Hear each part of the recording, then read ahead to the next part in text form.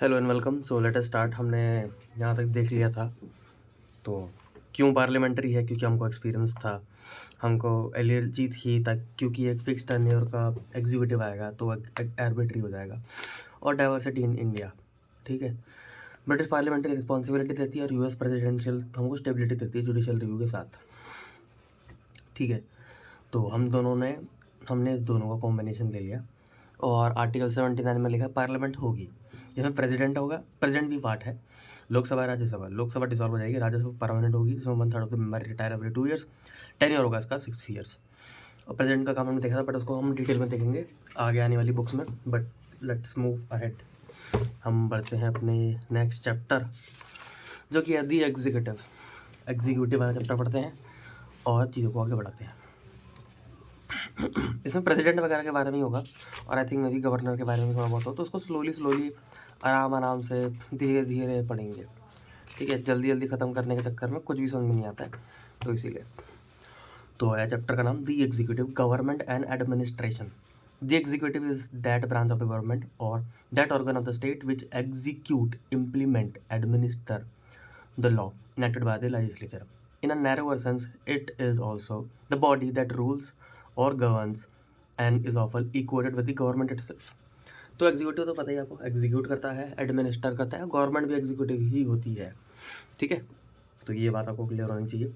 Union executive, अब union level पे कौन सी एग्जीक्यूटिव होती है? Under article 73 of the constitution the executive power of the union extend to all matters with respect to which parliament make any law and to exercise all power that accrue to government of India and from any international treaty or agreement। तो article 73 में क्या लिखा है, ध्यान से पढ़ेंगे। तो executive power जो है यूनियन की किस किस मैटर में रहेगी? अगर कुछ भी इंटरनेशनल ट्रीटी करते हैं वो रहेगी, और गवर्नमेंट ऑफ इंडिया की जितनी भी चीज़ें हैं उसके बारे में। ठीक है। Executive power of the union extend to all matters with respect to which parliament makes any law. Parliament जब भी लॉ बनाएगी तो उसका एग्जीक्यूटिव का काम यूनियन एग्जीक्यूटिव का होगा। एंड टू एक्सरसाइज पावर जो government of India from any international treaty agreement से होगा। ठीक है। तो आर्टिकल 73 में बोलने का मतलब ये कि इंटरनेशनल ट्रीटी वाला कॉन्सेप्ट है, और पार्लियामेंट जो भी लॉ बनाएगी उसका इम्प्लीमेंटेशन जो है वो करेगी union executive. It is important to remember that all executive power has to be exercise in according with the constitution. ठीक है। प्रेसिडेंट के बारे में पढ़ते हैं। आर्टिकल 52 बोलता है कि प्रेसिडेंट होगा, तो 79 बनाता है पार्लियामेंट को, है ना, हमने पढ़ा था, और 52 बनाता है प्रेसिडेंट को। ठीक है। The position of president in our polity is one of the highest honour, dignity and prestige. As Nehru said in the constitution assembly, it was not intended to make the president of India a mere figure head.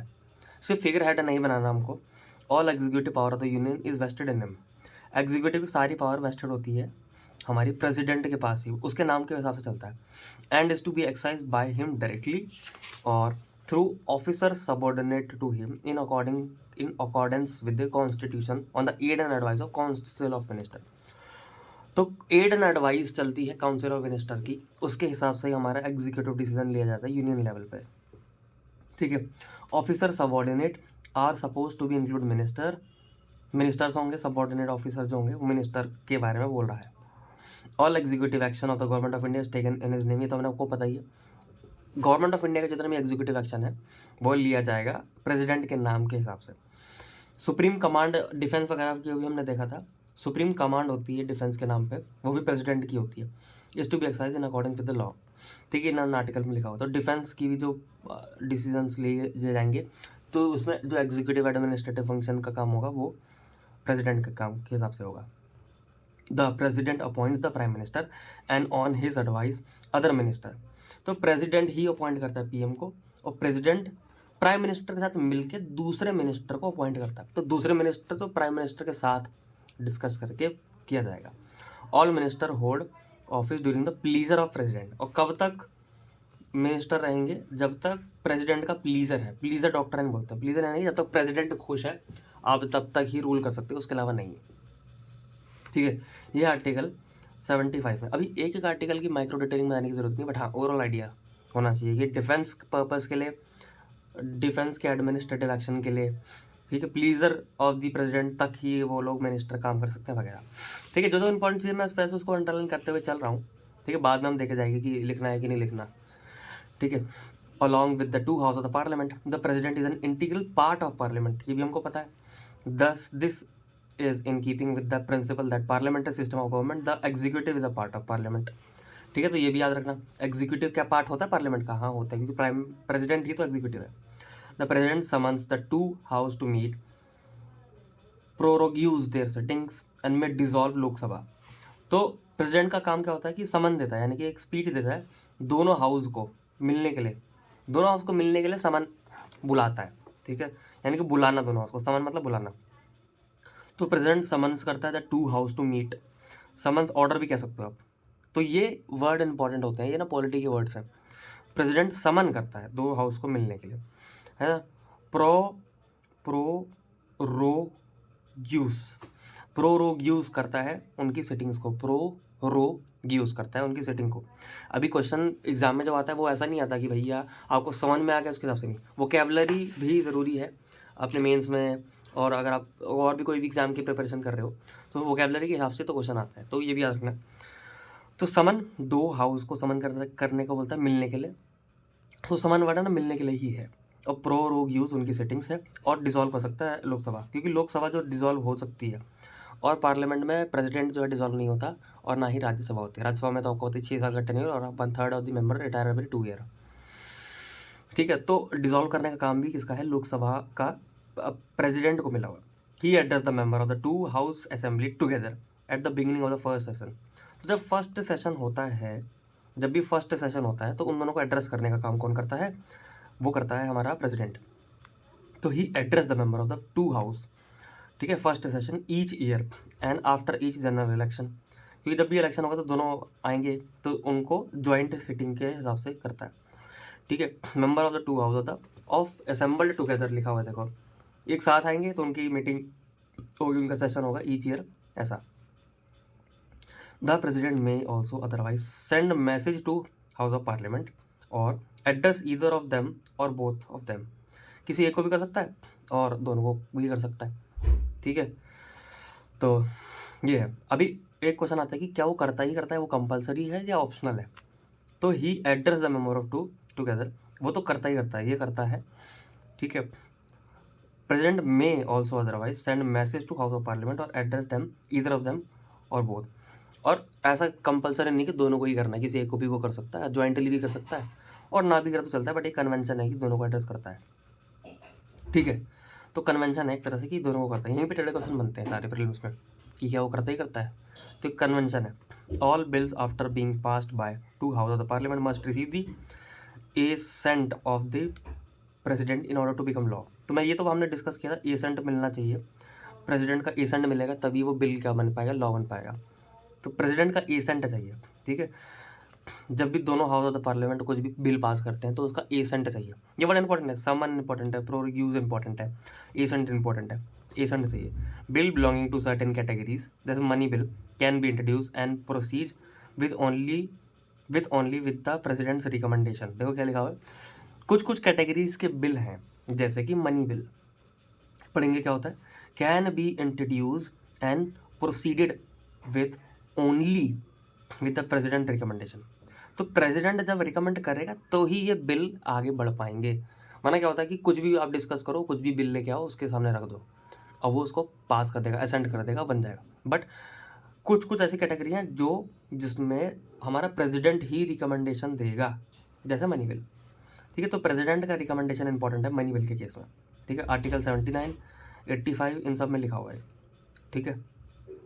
When during the 9th Lok Sabha an amendment proposing pension to member of parliament after only a year service was allowed to be introduced and passed without president recommendation, ठीक है। तो कुछ तो ऐसा हुआ था कि 9th लोक सभा में पेंशन का कुछ डिस्कशन चल रहा था, वो विदाउट प्रेसिडेंट की रिकमेंडेशन पे चला गया। President Venkataraman did not give this assent to the bill. तो ये प्रेसिडेंट थे वेंकटरामन, इन्होंने इसको असेंट नहीं दिया, ठीक है, क्योंकि ये मनी बिल था, ठीक है। तो ये क्लियर हो गया होगा कि कुछ कुछ जगह में हमको प्रेसिडेंट का रिकमेंडेशन चाहिए, कुछ कुछ कैटेगरी के बिल्स में। एग्जाम्पल हमने देख लिया, वेंकटरामन, याद रखना, वेंकटरामन ने असेंट नहीं दिया था 9th लोकसभा, ठीक है। 9th लोकसभा, प्रेसिडेंट वेंकट तारामन, और पेंशन की बात, ठीक है। तो ये ठीक है, तो आगे बढ़ते हैं। When both house of the parliament are not in session and the president is satisfied about the need of an immediate action, he can promulgate, देखो लिखा हुआ है, वो प्रोम्यूलगेट कर सकता है ordinances which have the same force and effect as the law pass by parliament.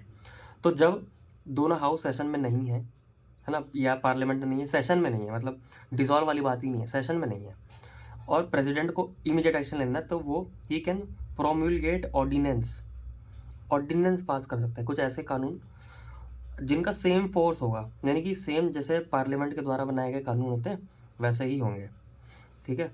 And effect as pass by law, as pass by the parliament, article 123। These are in nature of interim or temporary legislation बोलते हैं इसको, ठीक है। तो एक तरह से देखो, एग्जीक्यूटिव काम कर रहा है लेजिस्लेचर का, तो सेपरेशन ऑफ पावर फ्लूड है, एग्जीक्यूटिव लेजिस्लेचर का काम कर रहा है आर्टिकल 123 में। For their continuance is a subject to parliamentary approval, बाद में पार्लियामेंट अप्रूव करे ना करे, क्योंकि अप्रूव करना पड़ता है। An enactment of law to replace the ordinance, the president's power to issue ordinance extend to only those matter on which parliament can make law. तो जिन जिन काम पे पार्लियामेंट लॉ बना सकती है, उन मैटर्स पे ही प्रेसिडेंट ऑर्डिनेंस दे सकता है। The supreme court has upheld the legitimacy and validity of the president power to issue ordinance.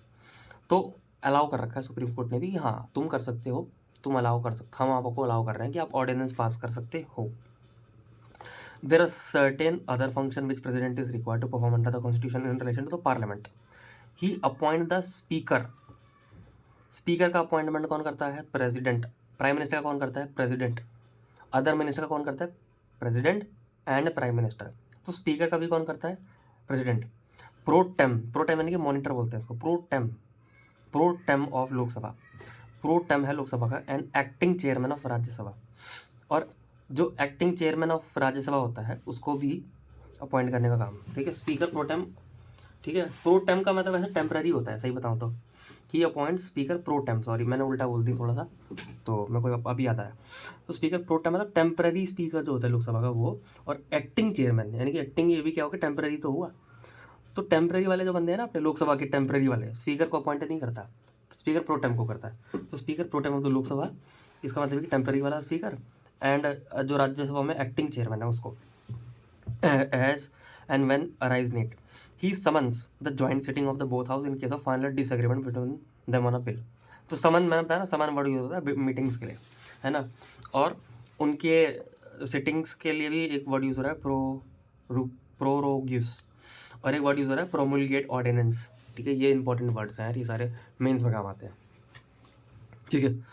He summon the joint sitting of the year this the parliament, the president cause to be laid every year before parliament the budget, ठीक है। Parliament के सामने budget रखने का काम president का है। तो president cause to laid every year before parliament the budget of the government. तो बजट ऑफ द गवर्नमेंट का बजट होता है कि इस बजट के हिसाब से हमको स्पेंडिंग करनी है, तो उसको रखना लेड प्रेसिडेंट का काम है, ठीक है। Every year refer to the constitution as the annual financial statement, इसको एनुअल फाइनेंशियल स्टेटमेंट बोलते हैं, पता होगा आपको। बजट को, बजट ऑफ द गवर्नमेंट को एनुअल फाइनेंशियल स्टेटमेंट बोलते हैं, वो प्रेसिडेंट रखता है, ठीक है, पार्लियामेंट के सामने। And certain other reports of constitution functionary, और भी रिपोर्ट्स होती हैं जैसे कैग की, controller and audit general of India, CAG बोलते हैं इसको, कैग की रिपोर्ट, फाइनेंस कमीशन की रिपोर्ट, यूपीएससी की रिपोर्ट, और commission of the schedule caste and the schedule tribes की रिपोर्ट, ठीक है। तो अदर कॉन्स्टिट्यूशनल फंक्शनरीज की रिपोर्ट को रखता है, बजट को रखता है, ठीक है। ही मे nominate not more than 2 members of Anglo Indian community. तो पहले जो होता था ना, अब बंद हो गया है। एंग्लो इंडियन यानी कि ब्रिटिश कह सकते हो आप, जो इंडिया में रह गया ब्रिटिश, तो वो नॉमिनेट कर सकता है 2 member ऑफ एंग्लो। तो लोकसभा में 2 ब्रिटिश लोग हो सकते हैं, पहले था ये, अब हट गया। तो ही कैन नॉमिनेट, वो कर सकता है। And if he is the opinion that the community is not adequately represented in the house, अगर उसको लगता है कि उस कम्युनिटी का रिप्रेजेंटेशन कम है एंग्लो इंडियंस का, तो वो उसको रिप्रेजेंट कर सकता है, एंग्लो इंडियन का नॉमिनेट करना, ठीक है। The president also nominate 12 member, वो तो 12 member होते हैं ना राज्यसभा के अंदर जो जाते हैं, जो स्पेशल नॉलेज वाले होते हैं, लिटरेचर साइंस, तो उन सबको भी क्या करता है, वो नॉमिनेट करता है, ठीक है, नॉमिनेट करने का काम वो है। Okay, beside he is empowered to decide after obtaining the opinion of the election commission whether any member duly elected attracts disqualification laid down in article 108 of the constitution. और अगर कोई इलेक्ट हो गया है और इलेक्शन कमीशन के हिसाब से वो डिसक्वालीफाई होना चाहिए, तो वो भी एक तरह से मॉनिटर का काम करता है, तब ठीक है। तो he is empowered to decide after obtaining the opinion of the election commission whether any member duly elected attracts disqualification laid down in article 108 of the constitution. His decision on the matter is final, और उसका decision final है, तो court का decision कुछ नहीं हो सकता। तो आर्टिकल 108 हमको पढ़ना पड़ेगा कि किस मैटर के बेसिस पे आप भगा दे रहे हो, मतलब बेसिकली ले ऑफ हो रहा है ना, ले ऑफ हो रहा है आपका पार्लियामेंट के अंदर, ठीक है। तो कोई इलेक्ट तो होके आ गया है बट वो कुछ हिसाब से डिस्क्वालीफाई करना चाहिए, तो डिस्क्वालिफिकेशन के जो टर्म्स एंड कंडीशन होंगे वो 108 में लिखे होंगे, 108 पढ़ना पड़ेगा अपने को क्या है, बट हाँ उसको डिस्क्वालिफिकेशन करेगा तो उसका डिसीजन फाइनल होगा, कोई भी कोर्ट उसको चैलेंज नहीं कर सकता, ठीक है। यहाँ से प्रीलिम्स का क्वेश्चन बन सकता है, ये वाला पॉइंट अच्छा है। Okay, all the high functionaries of the state including the जजेस of the supreme court and the high courts, जैसे जितने भी हाई फंक्शनरीज होते हैं, ये वोकैबुलरी यार बहुत ज़रूरी होती है, तभी हम बुक पढ़ते हैं। All the high functionaries of the state, जैसे कि जज of supreme court, high court, बड़े बड़े लोग को हाई फंक्शनरीज बोलते हैं। Attorney general of India, CAG का officer, governor are appointed by the president, ठीक है, बड़े लोग हाई फंक्शनरी। तो ऐसे याद रखना, बड़े अपॉइंटमेंट जो करने वाले लोग हैं, गवर्नर वाली भी अपॉइंटमेंट में सिंपली कौन कर रहा है, अपना प्रेसिडेंट कर रहा है, हाँ हाई फंक्शनरीज।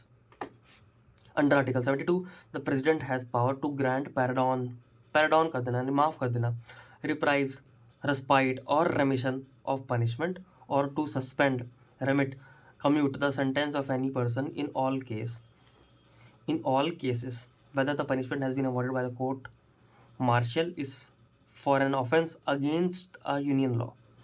तो बेसिकली अगर माफ़ी करने वाला जो पॉइंट है, जैसे पैराडॉन करना, रिप्राइव करना, रिस्पाइट करना, रेमिशन करना, ठीक है, पैराडॉन, रिप्राइव, रिस्पाइट, रेमिशन, इनके वर्ड्स की मीनिंग नहीं पता, बट यार ये ना प्रीलिम्स में ऐसे उठ के आ जाते हैं कभी कभी। पैराडॉन करना, रिप्राइव करना, रिस्पाइट करना, रेमिशन करना, और the punishment to suspend, remit और commute the sentence of a person, ठीक है। कोई भी ऐसा कानून के हिसाब से अगर किसी को पनिशमेंट मिल गई है, ठीक है, is for an offence against a law और अ सेंटेंस ऑफ डेथ, ठीक है।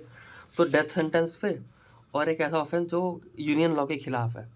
तो कुछ लोग समझते हैं सिर्फ डेथ पेनल्टी के अगेंस्ट जाता है, ऐसा नहीं है, यूनियन लॉ के खिलाफ भी है। तो आर्टिकल 72 में लिखा हुआ प्रेसिडेंट उसको एक तरह से पैराडॉन, रिप्राइव, रेस्पाइट, रेमिशन दे सकता है, ठीक है, पैराडॉन, रिप्राइव, रेस्पाइट, रेमिशन दे सकता है, ठीक है। वो पढ़ लेते फिर एक बार में सारे नोट्स बनाएंगे। The power of the president under article 72 is independent of the judiciary. तो आर्टिकल 72 की जो पावर है वो जुडिशरी से इंडिपेंडेंट है, क्योंकि 72 में क्या लिखा है कि आप किसी भी की पनिशमेंट को कम कर सकते हो, बेसिकली ज़्यादा नहीं, क्योंकि पैराडॉन करना, रिप्राइव करना, रेस्पाइट करना, रेमिशन करना, मतलब पनिशमेंट को की सीवियरिटी को कम करना है। तो जुडिशरी से इंडिपेंडेंट है, क्योंकि जुडिशरी ने कुछ बोला, हम प्रेसिडेंट फाइनल अपील है, प्रेसिडेंट बाद में इसको पार्डॉन, रिप्राइव, रेस्पाइट, रेमिशन कर सकता है। He does not function as a court appeal, court of appeal की तरह नहीं है, कोर्ट की तरह नहीं काम करेगा। The idea is to enable correction of a judicial error, judiciary ने कुछ एरर कर दी तो उसको सॉल्व करने के लिए। Also president may decide to give relief from what may appear to him to be too harsh punishment को वो कम करता है। The president however can not be compelled to give hearing to a petitioner. The court can not interfere with the decision of the president on merit, but they can look into whatever the president has consider all relevant material. तो ऐसा नहीं कि court question कर देंगे, but हाँ कुछ court लोग देख ज़रूर लेंगे कि हाँ रिलेवेंट मटेरियल के हिसाब से वो देख लेंगे। ये सारे केसेस हैं, ignore. In the exercise of all his functions the president has to act in accordance with the advice of council of minister, ये तो पता ही है। In the exercise of function of the granting pardons also the president is taken to be acting on the advice of council of minister. सारे काम council of minister के advice पे ही चलते हैं, ठीक है। तो माफ़ी देना है हमारा 72 में। एक हमने पढ़ा था 108, इसमें डिस्क्वालिफिकेशन था। अपने हिंदुइज्म में भी आपको पता होगा 108 को कुछ ज़्यादा प्रोमिनेंस दिया जाता है तो 108, यानी कि एक तरह से डिस्क्वालिफिकेशन को डिस्कस करके उसको भगा देना, ले ऑफ करने का काम भी इसी का ही है, ठीक है। तो वो डिसाइड करता है कि है ले ऑफ या नहीं ले ऑफ, यानी कि भगाना है कि नहीं भगाना, ठीक है। तो वो उसका भी मैटर क्या है, फाइनल ही रहेगा। हाई फंक्शनरीज का अपॉइंटमेंट करना, वो स्पीकर प्रोटेम और acting chairman of the Rajya Sabha, इसका भी करना, ठीक है। और ऑर्डिनेंस तो खैर वो पास कर ही सकता है, बाद में लेजिस्लेटिव अप्रूवल तो मिल ही जाता है। तो ये है। अब ये लिखते हैं under article 352 the president may proclaim a state of emergency. एक स्टेट को इमरजेंसी में डाल सकते हैं आर्टिकल 352 में, ठीक है। In the whole or any part of India if he is satisfied that given situation exists whereby security of India or part of territory is threatened by war or external aggression or armed rebellion, ठीक है। तो अगर उसको लगता है कि भाई कुछ ऐसा है, आर्म रेवेलियन चल रहा है, एक्सटर्नल एग्रेशन चल रहा है, तो उसके हिसाब से वो क्या कर सकता है, इमरजेंसी डिक्लेयर कर सकता है आर्टिकल 352 के हिसाब से। अंडर आर्टिकल 354 द प्रेसिडेंट में स्ट्रिक्ट और prohibit the distribution of revenue. देख लो, रेवेन्यू का डिस्ट्रीब्यूशन भी प्रोहिबिट कर सकता है, यानी कि आपकी सैलरी आना बंद प्रेसिडेंट के हाथ में है, बट अगेन वो काम होगा काउंसिल ऑफ मिनिस्टर के बैकिंग के द्वारा, ठीक है। तो प्रेसिडेंट में रिस्ट्रिक्ट और prohibit the distribution of revenue between states है, वैसे एक्चुअली स्टेट्स का होगा, बट हाँ ठीक है। आर्टिकल 354 में यही है कि रेवेन्यू डिस्ट्रीब्यूशन को प्रोहिबिट करना, और 352 में क्या है, सिंपल इमरजेंसी है, आर्म्ड हो गया और एक्सटर्नल एग्रेशन हो गया, आर्म्ड रेवेलियन हो गया, वॉर हो गया, ठीक है। पहले इंटरनल डिस्टर्बेंस भी था यहाँ पे, बट इंटरनल डिस्टर्बेंस तो कुछ भी कोई भी कह सकता है, डिस्टर्बेंस हो रहा है इमरजेंसी लगा दो, पहले वो हटा दिया बाद में। When a proclamation of emergency is in operation president may suspend the enforcement of fundamental rights. तो फंडामेंटल राइट्स भी छीनने वाला कौन, प्रेसिडेंट। आर्टिकल 359 के हिसाब से छीन लिए प्रेसिडेंट ने, सस्पेंड कर दिया, ठीक है। तो 359 में हिसाब से जब भी कोई इमरजेंसी है तो आपके फंडामेंटल राइट गए। Under article 356 in case of failure constitutional machinery in any state. अब 356 में क्या है, constitutional machinery of the state, यानी कि स्टेट इमरजेंसी है कि किसी स्टेट में दिक्कत हो गई, तो failure of a constitutional machinery in a state, ये पूरा एज इट इज याद होना चाहिए।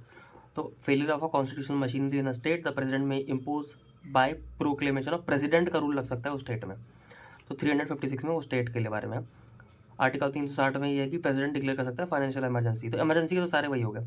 10 emergency power of the president are drastic and far reaching, ठीक है। तो इमरजेंसी में तो प्रेसिडेंट का ही रोल है बहुत ज़्यादा, ठीक है।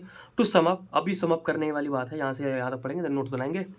To sum up the president has executive power, है ना, power to appoint high functionaries, जजेस वगैरह, ये वो मिलिट्री पावर है, supreme commander of the armed force, ये तो पता ही है, डिक्लेयर वॉर पीस जो भी करना है वो ये, पावर टू ग्रांट पार्डन, ये हमने कौन सा आर्टिकल में देखा था, ग्रांट पार्डन अगर आपको कहता होगा 72 में देखा था, है ना, ग्रांट पार्डन रिप्राइव रेस्पाइट रेमिशन, है ना, रेस्पाइट रेमिशन देखो लिखा हुआ है यहाँ पे, रेस्पाइट रेमिशन कहीं तो लिखा होगा, हाँ देखो रेस्पाइट रेमिशन। डिप्लोमेटिक पावर भी है, अपॉइंटमेंट एम्बेसडर वगैरह ये सब, फॉरेन डिप्लोमेटिक रिप्रेजेंटेटिव, ठीक है। Legislative power to summon pro summon summon यानी कि बुलाना मीटिंग के लिए, और सिटिंग के लिए वाला वर्ड यूज़ किया है, prorogues, house and dissolve Lok Sabha, assent to bills, but there are some bills in which it is compulsory that it should go आया प्रेसिडेंट रिकमेंडेशन ओनली। एग्जाम्पल हमने देखा था कि there was a 7th Lok Sabha in which some money bill, some related to pension was disqualified. And issue ordinance article 123 actually 123 having force of law and emergency provision तो हमने देख लिया, okay, so let's write, तो let's write here only president function in India. First function appointment,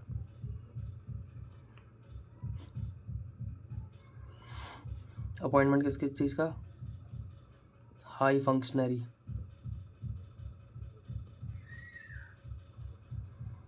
example supreme court, high court, जजेस, these are high functionaries. CAG governor,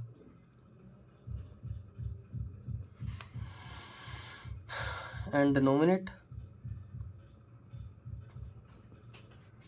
speaker pro tem, speaker pro tem and after speaker pro tem acting chairperson obviously this is RS, this is LS Lok Sabha Rajya Sabha, this is nominate. Okay, now legislative function, this is appointment ना. now executive function लिखते हैं. what is the executive function? executive function में supreme commander of defense force,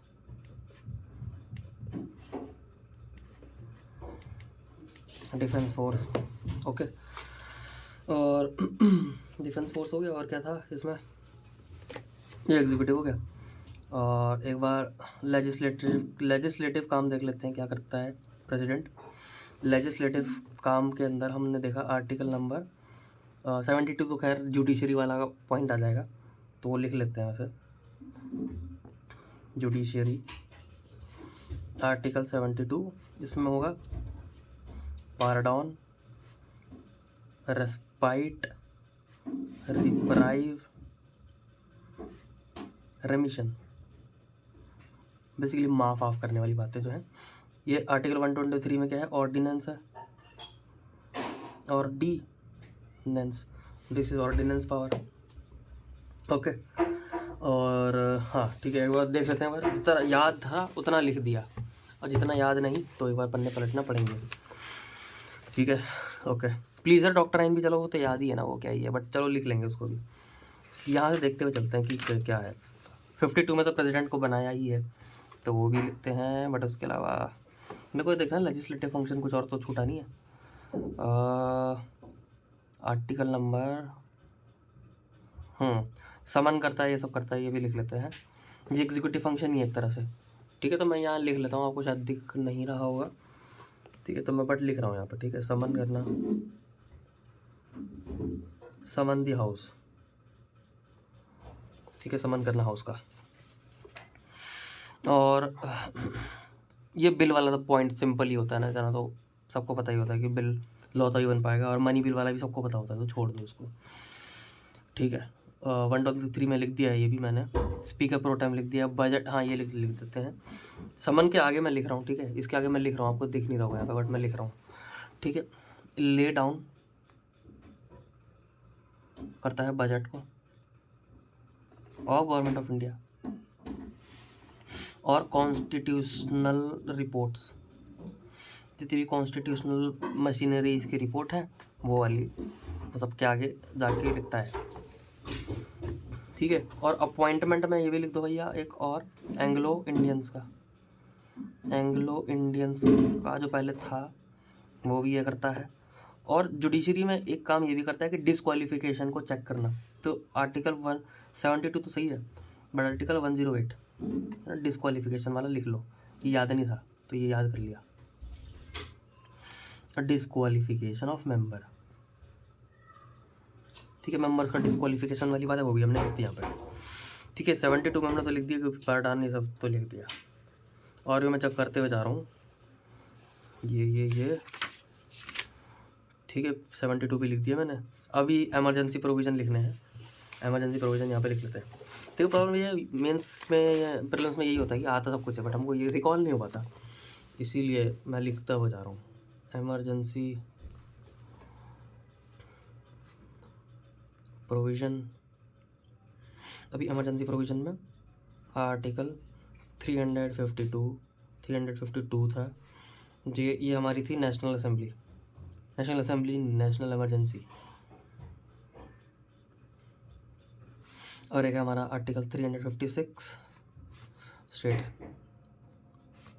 state emergency, सब president ही लगाता है. Article 360 में financial emergency. 3 तरह की इमरजेंसी होगी अपनी. ठीक है, ये करने का काम है इसका. बट इससे एक पहले जाओ, फाइनेंशियल इमरजेंसी 359 पे, ये भी याद होता है. फंडामेंटल राइट्स चले जाते हैं इमरजेंसी में.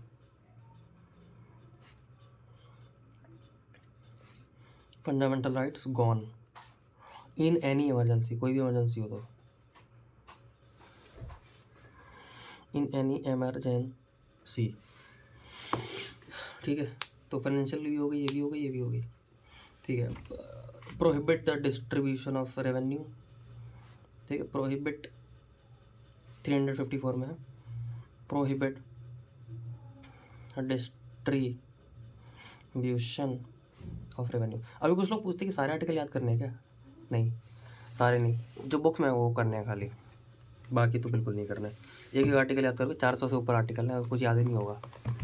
ठीक है, तो ऐसे याद करो कि प्रेसिडेंट के अगर मैं पूछूँ प्रेसिडेंट के लेजिस्लेटिव फंक्शन कौन कौन से हैं, ठीक है, तो लेजिस्लेशन को लेके आना, जैसे कि बिल को पास करना, बिल को पास करके एक कानून बनाना, लॉ बनाना, तो एसेंट देना पहला।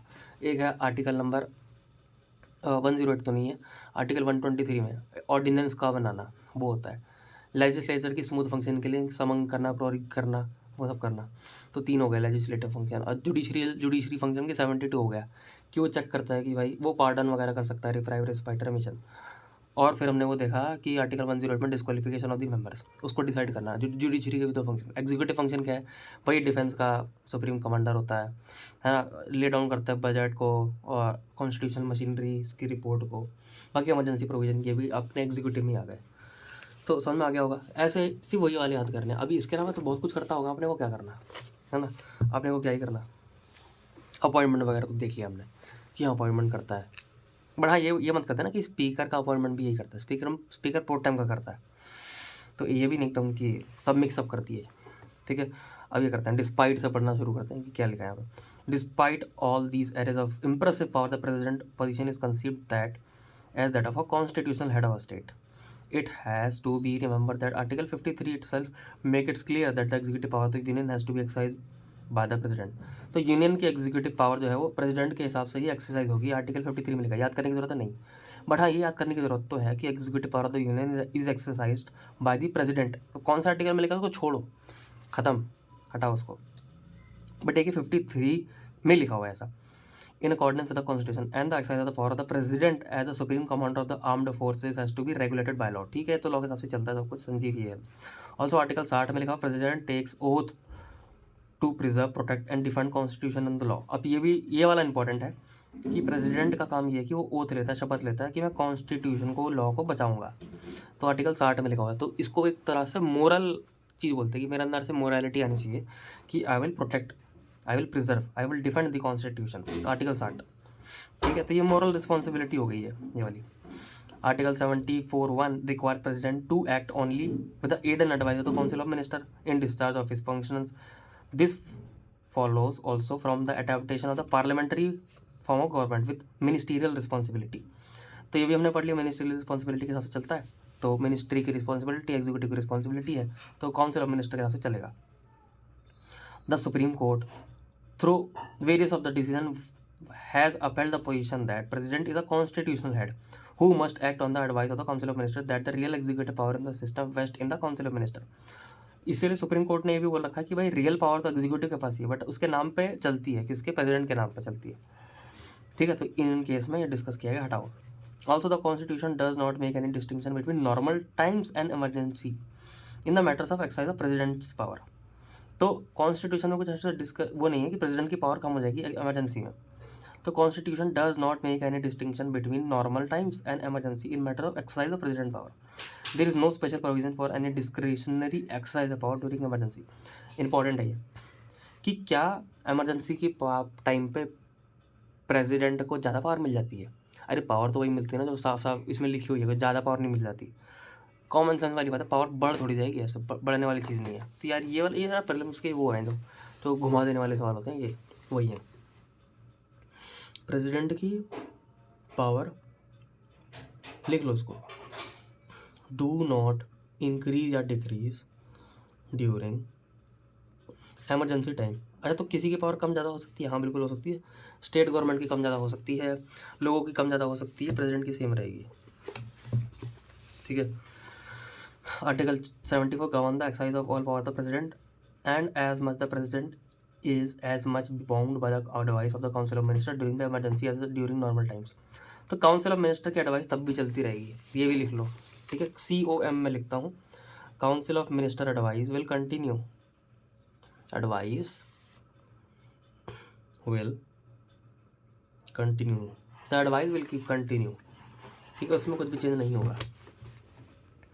Bye the 44th constitutional amendment, the provision was finally put beyond all doubts, and it was made clear that emergency can be declared by the president after only receiving a communication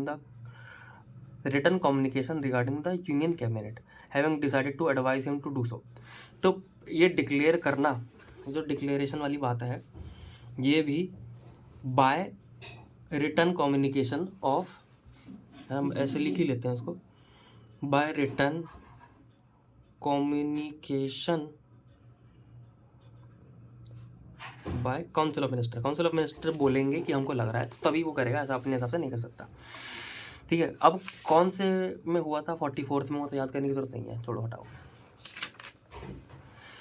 Even though the constitution make it obligatory for the president to act on aid and advice of the council of ministers, there are some gray areas where the president may still have the use of his own judgment and wisdom, ठीक है। तो हमेशा add and advice के हिसाब से नहीं चलता, कहाँ वो अपने हिसाब से चल सकता है, प्रेसिडेंट कहाँ पे अपने हिसाब से चल सकेगा। अपॉइंटमेंट ऑफ पीएम है ना, आर्टिकल 71, पीएम जो है उसका अपॉइंटमेंट एक इस सिचुएशन में वेयर नो सिंगल पार्टी और alliance command the clear support of the majority of the Lok Sabha.